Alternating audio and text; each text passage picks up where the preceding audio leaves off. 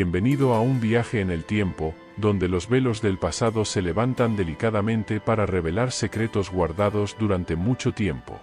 Hoy te invitamos a profundizar en la enigmática vida de Naeme, la primera esposa del rey Salomón, cuya historia está salpicada de matices de influencia y misterio. Este vídeo promete una exploración detallada, descubriendo las capas ocultas que conforman la vida de esta figura histórica poco conocida.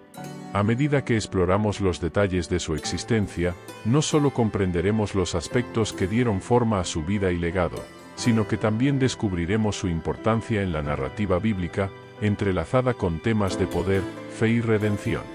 Prepárese para despertar su curiosidad y ampliar sus conocimientos, porque a medida que revelemos los secretos de la vida de Naamá, encontraremos lecciones sobre cómo los destinos pueden estar profundamente entrelazados con las elecciones y circunstancias de las figuras históricas. Antes de continuar, asegúrese de estar suscrito al canal, ya que esta es solo la primera de una serie de revelaciones sobre grandes personajes bíblicos que exploraremos juntos. Ven conmigo y desvelemos juntos los misterios escondidos en la trágica pero fascinante historia de Naamá. Naeme, una figura que aparece breve pero significativamente en las Sagradas Escrituras, es conocida principalmente por su papel como primera esposa de Salomón y madre de Roboam, su hijo y heredero al trono de Israel. Las referencias a Naeme son escasas y se centran casi exclusivamente en su relación materna con Roboam, destacando su importancia principalmente en el contexto del linaje real. En la narrativa bíblica, el nombre de Naeme resuena como símbolo de conexión entre dos generaciones de liderazgo en Israel. Aunque Salomón tuvo cientos de esposas y concubinas, es particularmente notable que Naeme sea una de las pocas mujeres nombradas explícitamente, enfatizando su especial relevancia tanto en la esfera familiar como en la política. Pertenecía al pueblo amonita, un detalle que añade una capa de complejidad a su papel en la corte de Israel, ya que los amonitas a menudo estaban en conflicto con los israelitas y eran conocidos por sus prácticas religiosas idólatras. Este aspecto de su identidad podría haber implicado desafíos tanto para ella como para su hijo, dentro de un contexto donde las alianzas políticas y religiosas eran cruciales para mantener el poder y la estabilidad. La brevedad de las menciones de Naeme en las Escrituras puede reflejar la naturaleza patriarcal de los textos bíblicos, donde las contribuciones de las mujeres a menudo están subrepresentadas o se centran en sus roles como madres o esposas. Sin embargo, la inclusión de Naeme sugiere un reconocimiento de su influencia significativa a través de su hijo Roboam, quien eventualmente ascendería al trono después de Salomón. Aunque la Biblia no proporciona detalles extensos sobre su vida personal o su carácter, la presencia de Naeme es un recordatorio de que cada personaje de las Escrituras juega un papel en la configuración de la historia más amplia de Israel. Representa una conexión entre el pasado y el futuro, entre diferentes culturas y tradiciones, y entre las historias registradas y las muchas que siguen sin contarse. De esta manera, la historia de Naamá, aunque contada en breves pasajes, contribuye a la comprensión de la complejidad y riqueza del tejido histórico y espiritual que constituye la narrativa bíblica. Su mención es una invitación a explorar no solo lo que se dice explícitamente, sino también a reflexionar sobre las vidas silenciosamente entrelazadas dentro de las líneas del texto sagrado. Naeme, cuyo nombre resuena con los significados de agradable y agradable, ocupa un lugar destacado en las Sagradas Escrituras no solo por su posición, sino también por la singularidad de su mención.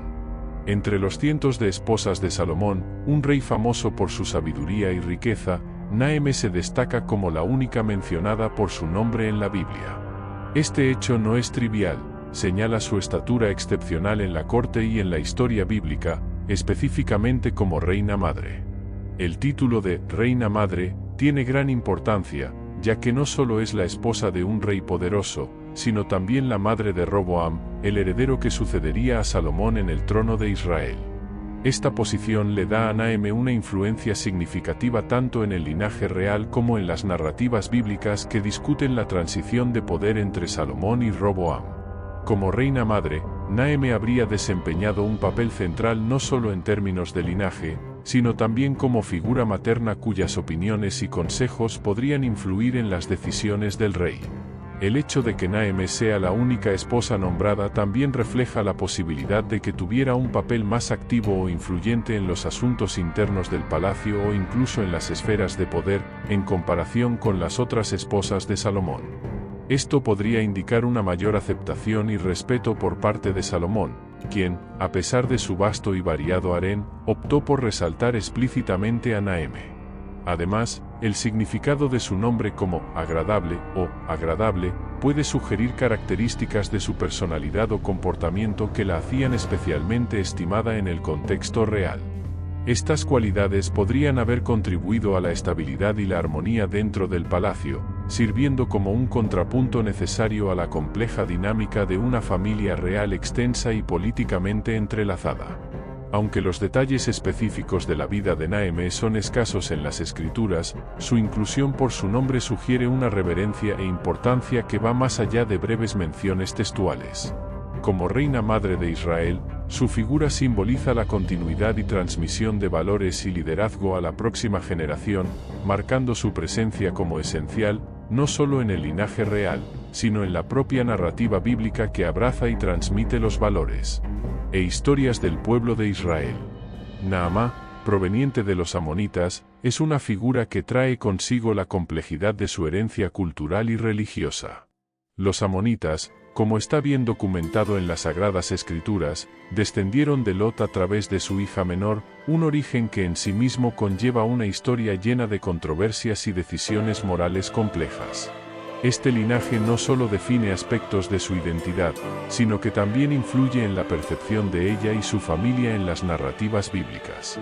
Los amonitas, pueblo al que pertenecía Naamá, fueron mencionados con frecuencia en la Biblia debido a sus prácticas religiosas que diferían significativamente de los preceptos israelitas. Una de las prácticas más notorias e inquietantes entre los amonitas era el culto a Moloc, un dios al que se ofrecían sacrificios extremos, incluidos, según algunas interpretaciones históricas, sacrificios humanos, a menudo de niños. Este tipo de culto se destacó como uno de los ejemplos más dramáticos de idolatría que condenaban los textos bíblicos. La inclusión de Naamá, una amonita, como esposa de Salomón y madre de su heredero, Roboam, introduce una capa de complejidad política y espiritual en el contexto del reino de Israel. Su matrimonio con Salomón no fue solo una unión entre un hombre y una mujer, sino también un punto de intersección cultural y religiosa que pudo haber tenido implicaciones tanto para la dinámica interna del palacio como para las relaciones externas con otros pueblos y culturas. Esta unión podría verse desde diferentes perspectivas, como un intento de alianza política, una forma de consolidar la paz o incluso una estrategia para integrar y tal vez mitigar algunas de las prácticas religiosas extremas traídas por los amonitas. Sin embargo, la presencia de Naamá como parte de la familia real también presentó desafíos potenciales, dada la fuerte oposición israelita a la idolatría, especialmente a las prácticas extremas como el culto a Moloc. A pesar de las prácticas religiosas de su pueblo, Naamá, como figura de la corte de Salomón, representa un punto de encuentro entre culturas, mostrando cómo las relaciones interculturales eran intrincadas y a menudo tensas. Su papel como madre de Roboam y esposa de Salomón sugiere que, a pesar de sus orígenes y las prácticas religiosas asociadas a su pueblo, tenía un lugar de respeto e influencia, lo que en sí mismo es indicativo de su importancia y la complejidad de las relaciones políticas y familiares. En ese tiempo, al explorar la historia de Naamá, tocamos temas de reconciliación cultural, desafíos religiosos y la búsqueda constante de equilibrio entre tradición y cambio, elementos que son cruciales para comprender no solo su papel, sino también la dinámica más amplia que dio forma a la historia de Israel. Naamá, personaje destacado por su sutileza, pertenecía al pueblo amonita, una comunidad con profundas raíces históricas que se remontan a Lot y su hija menor. Este vínculo genealógico no es solo un detalle, sino un puente para comprender las complejas interacciones culturales y espirituales que definen su papel en la narrativa bíblica. Los amonitas, el pueblo de Naamá, fueron mencionados con frecuencia en las escrituras por sus prácticas religiosas que eran profundamente diferentes de los preceptos adoptados por los israelitas. Entre estas prácticas, la más controvertida e impactante fue, sin duda, el culto a Moloch. Este culto era infame por su asociación con el sacrificio humano, particularmente de niños, una práctica abominable a los ojos de los israelitas y condenada por sus leyes. Comprender el contexto amonita de Nahemé es crucial para comprender las tensiones y desafíos que su presencia podría plantear dentro del reino de Israel. Su unión con Salomón no fue solo un vínculo matrimonial, sino también un punto de encuentro y conflicto potencial entre dos culturas y sistemas religiosos diametralmente opuestos. Esta unión introduce matices a la política de alianza de Salomón, reflejando tanto un intento de establecer la paz y la seguridad a través de vínculos matrimoniales como el riesgo inherente de introducir prácticas idólatras en el corazón de Israel. El culto a Moloch, concretamente, simboliza la culminación de las prácticas idólatras que Salomón, durante su reinado, intentó erradicar o al menos controlar. La presencia de Nahemé como esposa de Salomón y madre de Roboam, por lo tanto, podría verse desde varias perspectivas, como un gesto de diplomacia, un desafío a la cohesión cultural y religiosa del reino, o incluso como una influencia potencial en las políticas internas y externas del reino. Estas complejidades no solo ilustran la intrincada red de relaciones personales y políticas en las que estuvo involucrada Nahemé, sino que también resaltan la importancia de su papel dentro de la historia más amplia de Israel. A través de Naamá, podemos explorar temas como la integración cultural, la influencia religiosa y la dinámica de poder dentro de un reino que estaba en constante cambio, negociando su identidad entre las tradiciones antiguas y las realidades políticas de un imperio en expansión. Así, la figura de Naamá sirve como vínculo para la reflexión sobre cómo las elecciones individuales y las identidades culturales pueden afectar la trayectoria de una nación entera, sacando a la luz las consecuencias duraderas de las alianzas formadas por reyes y reinas en el complejo y multifacético entorno del Antiguo Oriente.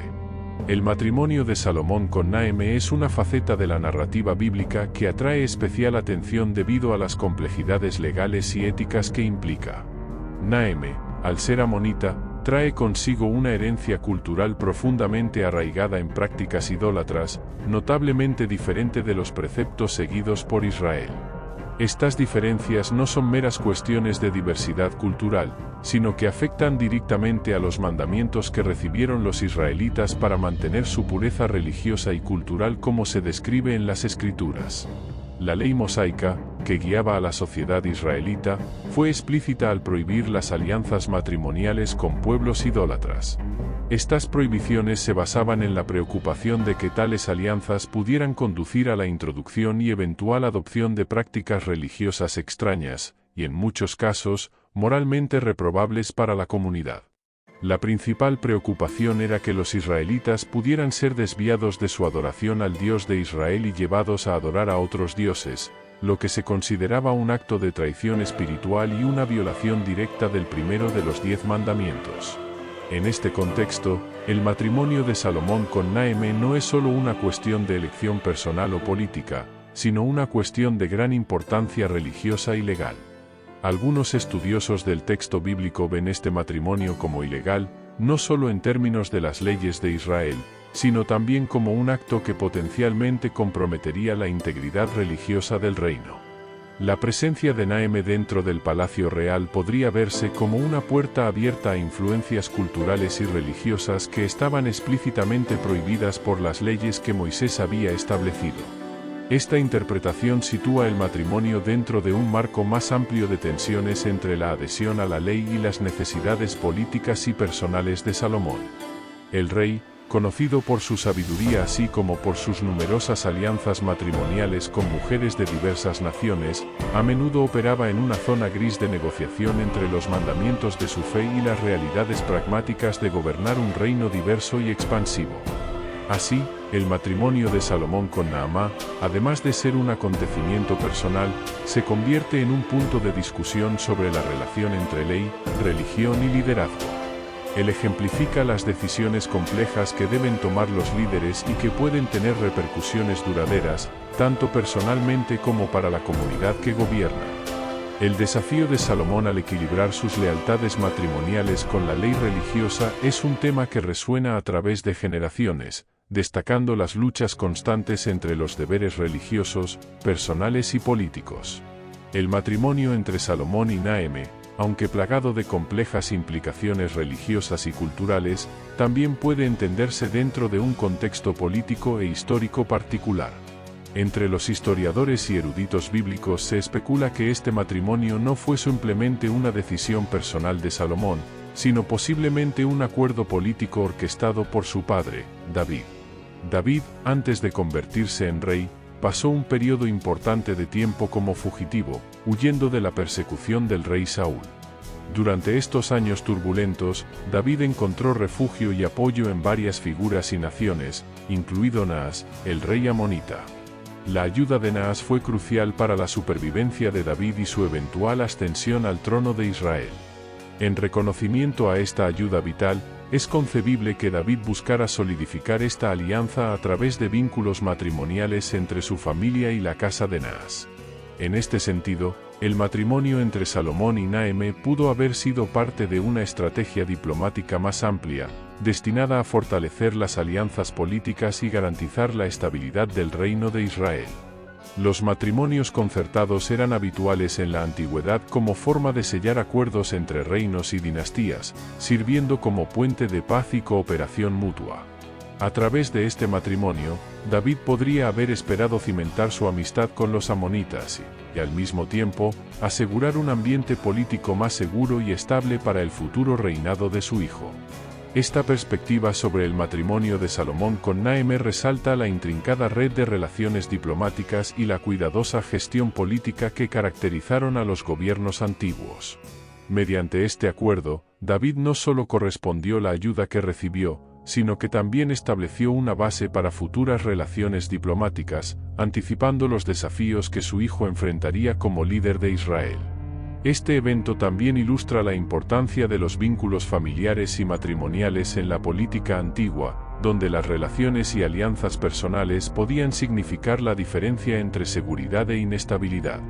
Por lo tanto, el matrimonio entre Salomón y Naameh encaja no solo como una narrativa de conexiones familiares, sino como un vínculo esencial en el juego político más amplio que ayudó a dar forma al curso de la historia israelita. La historia de Naameh y su hijo Roboam es un ejemplo intrigante de cómo las narrativas bíblicas entrelazan complejos acontecimientos humanos con propósitos divinos. Roboam, conocido por su papel en la difusión de la idolatría en Judá, es una figura central en las discusiones sobre la falibilidad humana y la soberanía de Dios. A pesar de las acciones de Roboam que alejaron al pueblo de Israel de sus caminos religiosos, todavía se lo menciona en la genealogía de Jesús en el Nuevo Testamento. Este hecho es significativo porque ilustra un tema recurrente en la Biblia: la redención y la restauración están a nuestro alcance, independientemente de los fallos humanos. La inclusión de Roboam en el linaje de Jesús no solo sirve como recordatorio de la misericordia y el perdón de Dios, sino que también refuerza la idea de que Dios puede usar incluso las circunstancias más imperfectas para cumplir sus planes redentores. La genealogía de Jesús, tal como se presenta en el Nuevo Testamento, no es solo una lista de nombres, es un testimonio de la forma en que Dios obra a través de generaciones, utilizando personas de todos los orígenes e historias, incluidas aquellas marcadas por errores y transgresiones. La presencia de Roboam en la genealogía mesiánica también resalta la importancia de cada individuo en la narrativa bíblica. A pesar de sus defectos, cada personaje contribuye de manera única a la historia de la salvación. Esto subraya un punto crucial: los planes de Dios no se ven frustrados fácilmente por las acciones humanas. En cambio, entrelaza estas acciones con un propósito mayor, que a menudo va más allá de la comprensión humana. Esta comprensión ofrece una perspectiva de esperanza y propósito, sugiriendo que a pesar de las imperfecciones y los desafíos, la historia humana y divina están profundamente conectadas. Dios usa las complejidades de las experiencias humanas, como las de Naameh y Roboam, para dar forma y llevar a cabo sus diseños. Así, la historia de Roboam en la genealogía de Jesús nos enseña sobre la naturaleza inclusiva y redentora de Dios, reafirmando que ningún error es tan grande que pueda impedir los propósitos de la redención y el amor divino.